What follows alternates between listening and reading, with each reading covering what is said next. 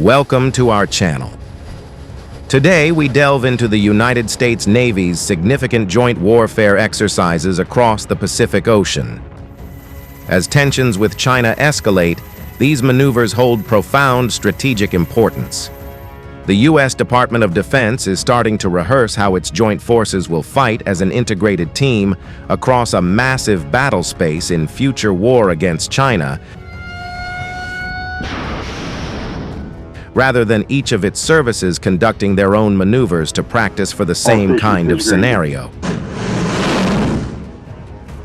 The type of training that Vice Admiral Michael Boyle outlined underscores the fact that the Pentagon is now grappling with the reality of having to fight China on a grand scale in the Pacific theater. Coupled with this is the reality that, to stand any chance of success in such a scenario, the U.S. military would require a full and near seamless integration of its joint forces, as well as working alongside allies and partners.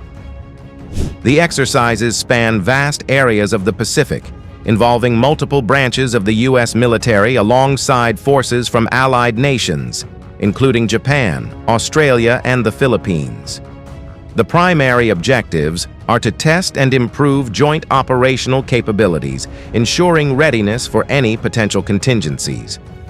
These drills encompass a variety of operations, such as anti-submarine warfare, amphibious assaults, and air defense exercises. The complexity and scale of these maneuvers reflect the U.S. military's commitment to maintaining a free and open Indo-Pacific region. Concurrently, China has conducted its own military exercises, notably around Taiwan, further intensifying regional tensions. These actions have prompted the U.S. and its allies to bolster their defensive postures and enhance collaborative training efforts. The U.S. Navy's joint exercises serve as both a deterrent and a message. They underscore the commitment of the United States and its allies to regional stability and signal their readiness to respond to any aggressive actions.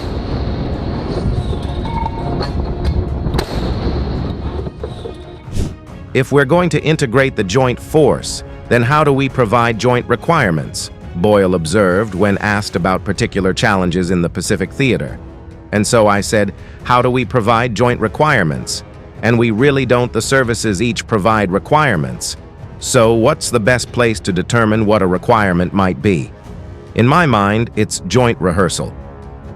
As a result of these traditional limitations on true joint exercises that prepare for a future Indo-Pacific conflict, the Pentagon has sought to make changes over the last couple of years, according to Boyle, in the way it conducts these maneuvers.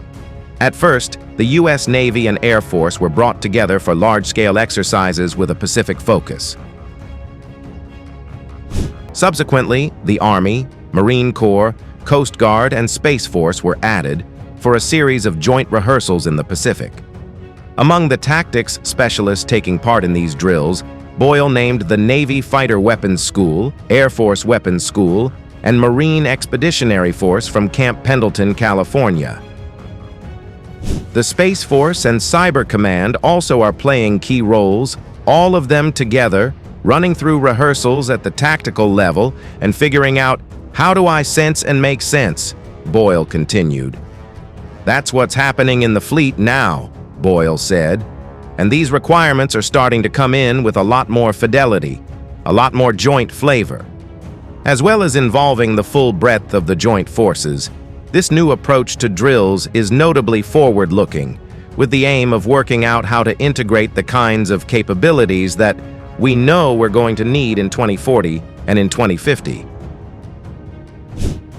I don't think we had a great system within the Pentagon, and that's something we're trying to change, Boyle said, in relation to the way that Pacific-focused exercises have traditionally been run, compared to how they are now being optimized.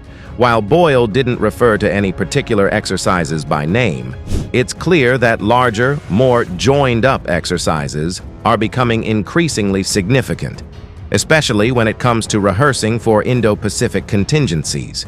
To a significant degree, this effort has been led by the Air Force, with return of forces to the Pacific coming this year.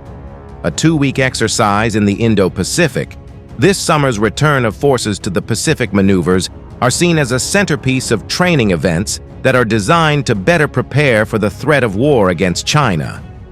Air Force Chief of Staff General David W. Alvin explained, "One of the issues that will be addressed that we're starting to address, we saw a little bit of this most recent Bamboo Eagle, is how mission-ready are we to deploy in a complex environment and sustain operations and be able to do logistics under attack, to be able to generate and maneuver within the environment to sustain the mobility fleet that can get around, make sure the munitions and fuel and everything gets to the right place." Alvin referred to Bamboo Eagle, another large-scale air power-centric exercise that focuses on the demands of a future Indo-Pacific war.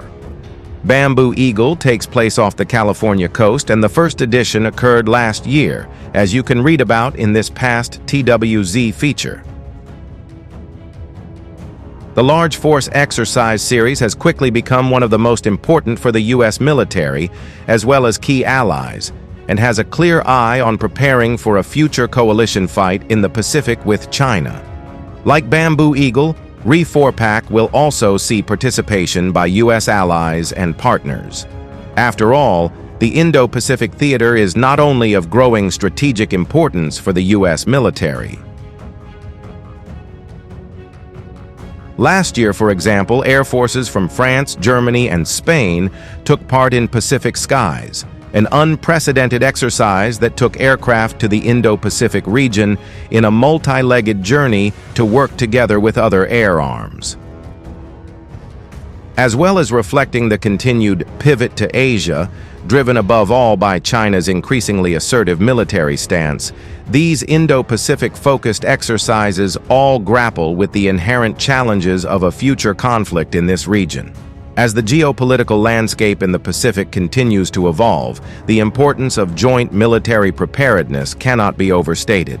The U.S. Navy's extensive exercises highlight the critical role of alliances and the ongoing efforts to ensure peace and stability in the region. Thank you for watching. If you found this analysis informative, please like, share, and subscribe for more updates on global military developments. Until next time, stay informed and stay safe.